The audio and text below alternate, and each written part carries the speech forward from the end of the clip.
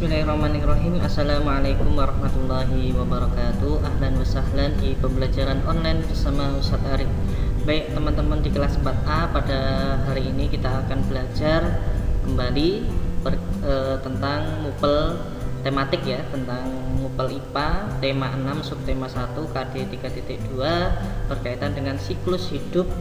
Ya, siklus hidup yang akan kita pelajari di sini adalah siklus hidup hewan, seperti itu.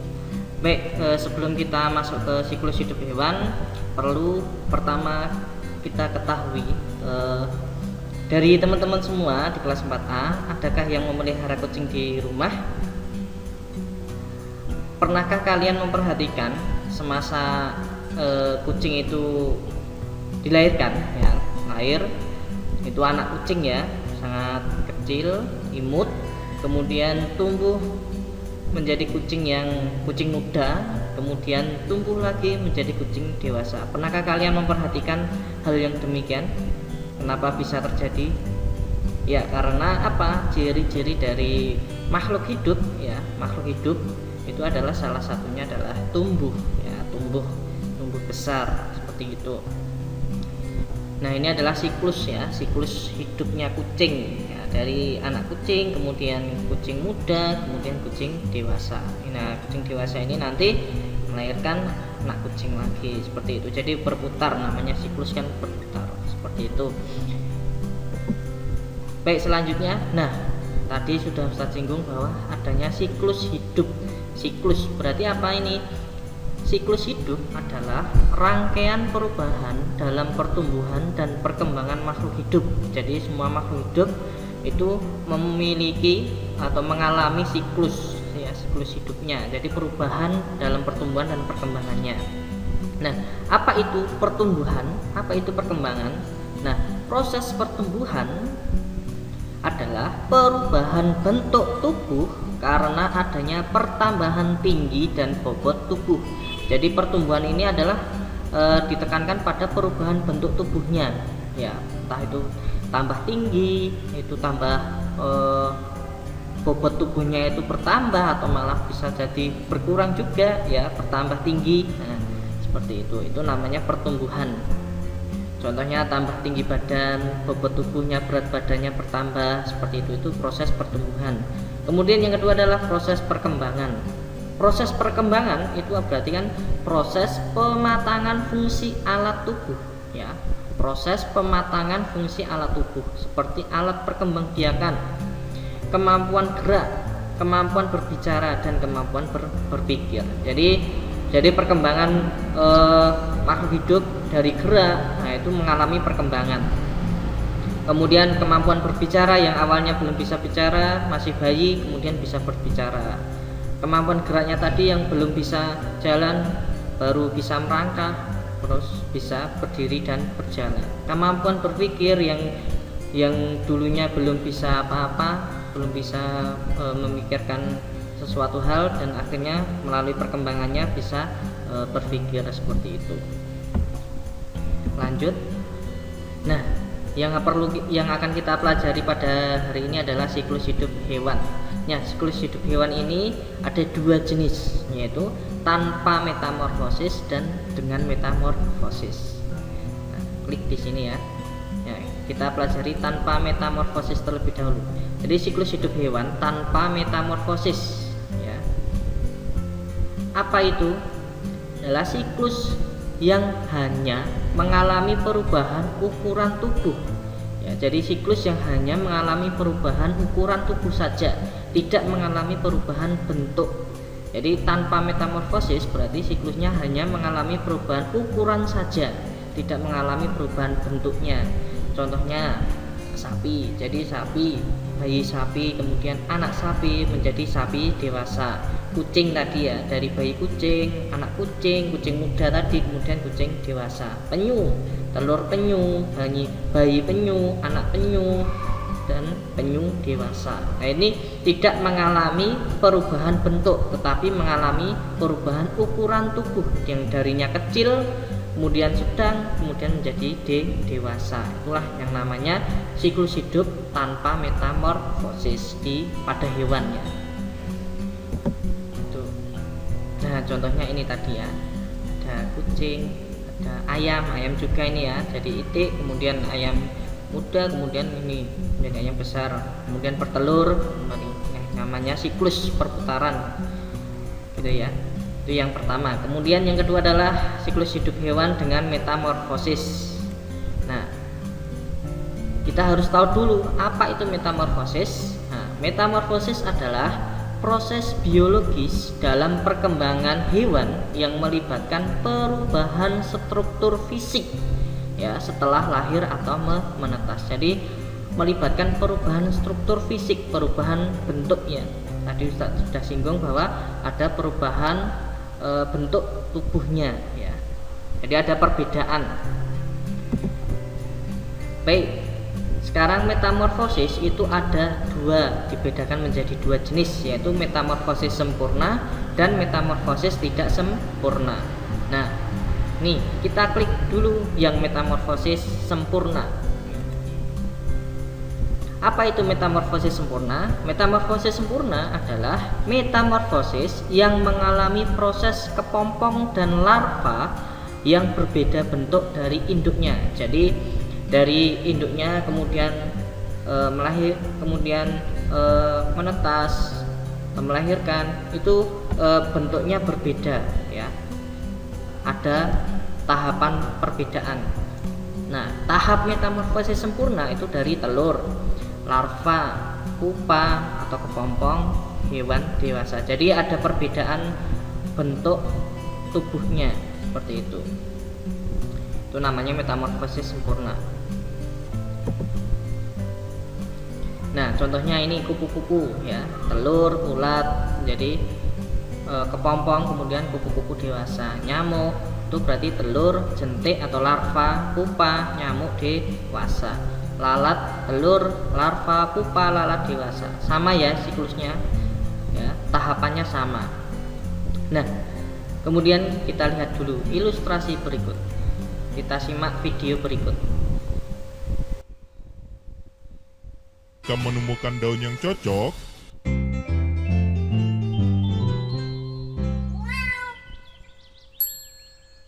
Baban, tunggu. Baban senang sekali ya bermain bersama kupu-kupu. Iya, Za. Lihat ya, Za. Kupu-kupunya banyak dan berwarna-warni.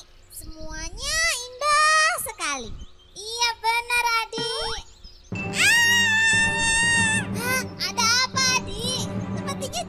Sepertinya ada sesuatu di kepala Adik. Hah? Sebentar. Oh, ini ada ulat di kepala Adik. Apa? Ulat? Eda tolong. Adik, ulatnya sudah tidak ada. Adik suka dengan kupu-kupu, tapi takut dengan ulat. Padahal kan kupu-kupu asalnya dari ulat. Hah? Apa sih? Kupu-kupu berasal dari ulat? Iya, ulat itu bisa berubah menjadi kupu-kupu yang indah. Adik nggak percaya? Yuk kita lihat penjelasan Prof yang satu ini. hai teman-teman. Kali ini Profesor akan menjelaskan tentang proses perubahan ulat menjadi kupu-kupu atau disebut juga metamorfosis. Yuk simak penjelasan Profesor. Pertama-tama, ibu kupu-kupu terbang mencari tempat untuk menaruh telur-telurnya. Ketika menemukan daun yang cocok, ibu kupu-kupu menyimpan telurnya di sebuah daun. Kemudian telur itu menetas dan keluarlah ulat. Setelah menetas, ulat ini sangat lapar sehingga dia makan banyak sekali. Dia makan dedaunan setiap hari hingga badannya menjadi besar dan terus membesar. Setelah dia cukup besar, dia akan berhenti makan dan mulai berubah menjadi kepompong. Di dalam kepompong, si ulat perlahan berubah menjadi kupu-kupu. Setelah kurang lebih 15 hari, keluarlah kupu-kupu yang cantik dari kepompong yang tadi. Ulat pun sudah berubah menjadi kupu-kupu. Itu dia proses metamorfosis kupu-kupu. Dari telur, berubah menjadi ulat, lalu kepompong, dan lahirlah kupu-kupu. Ayo kita ingat sekali lagi. Teman-teman ikuti ya. Telur, egg. Telur, Ulat caterpillar. Ulat caterpillar. Kepompong pupa. Kepompong pupa. Kupu-kupu butterfly. Kupu-kupu butterfly. Nah, itu dia adik, proses berubahnya ulat menjadi kupu-kupu. Adik mengerti kan sekarang? Wah, iya Za, adik ngerti sekarang. Bobon juga ngerti kan? Keren ya Za. Jadi, sudah tidak takut dan geli lagi kan sama ulat? Tidak dong Za, adik kan pemberani. Oke deh, adik hebat. Adik kenapa lagi? Ada ulat di kaki adik, geli. Adik.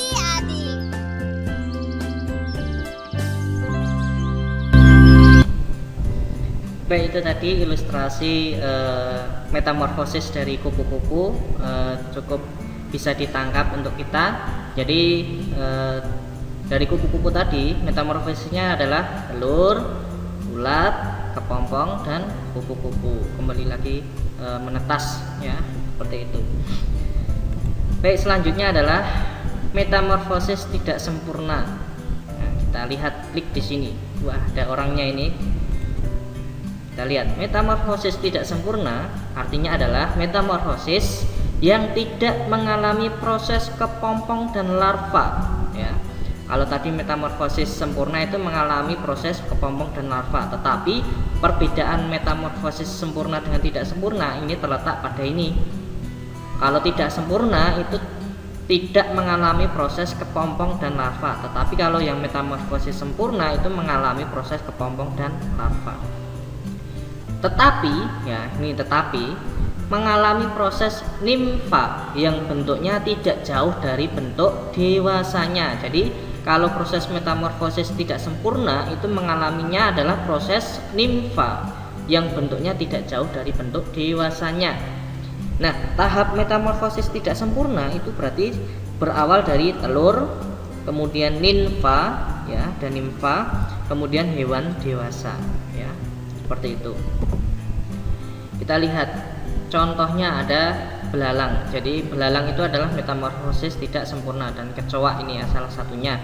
Jadi telur, nimfa, belalang muda ya, nimfa, kemudian belalang dewasa. Kecoa berarti dari telur, kecoa muda atau nimfa, kemudian kecoa dewasa. Kita lihat ilustrasi berikut dari metamorfosis tidak sempurna dari belalang ya, ini ya.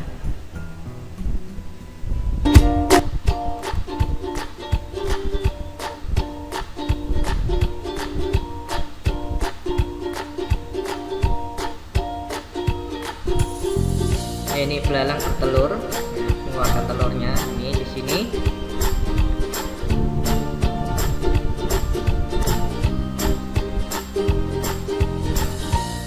Nah, ini telurnya.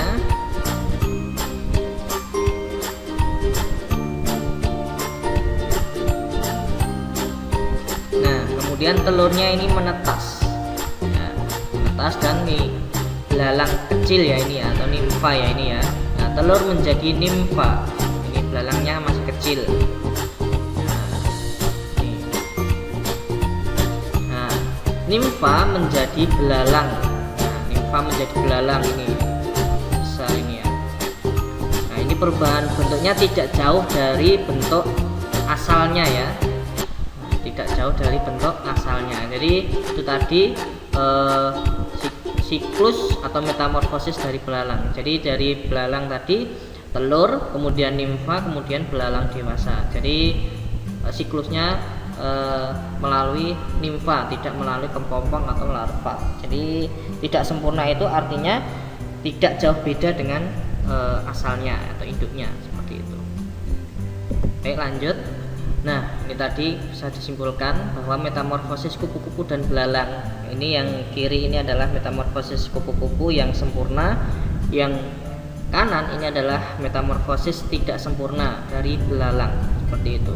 Jadi intinya adalah metamorfosis sempurna itu mengalami proses larva dan pupa atau kepompong ya. Ini perbedaan bentuknya terlihat berbeda bentuknya. Tapi kalau yang tidak sempurna itu prosesnya tidak jauh beda dengan induknya dari awalnya. Jadi proses nimfa langsung belalang dewasa, dari telur nimfa kemudian belalang dewasa, seperti itu yang membedakan itu.